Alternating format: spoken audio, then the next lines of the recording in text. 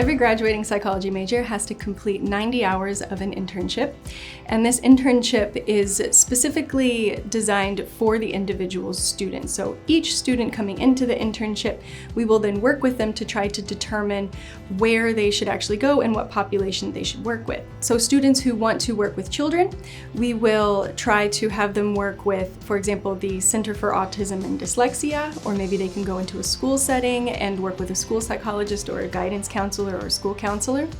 We could also have individuals who are wanting to go into gerontology. So they go to different retirement communities and they work with those different communities either on things like memory care or working directly with residents in those residential care facilities that need a little bit of extra assistance, cognitive assistance. Or they could be running different types of programming, even at places like 50 North in Findlay. We have students that go there all the time.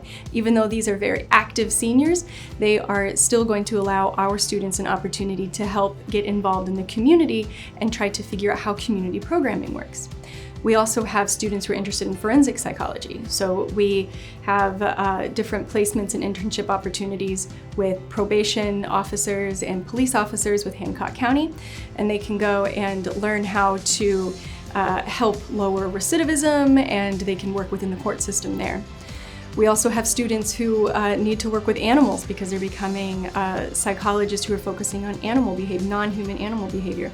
So they will then go work with animals and different laboratories and possibly even in settings like rescue facilities to try to rehabilitate.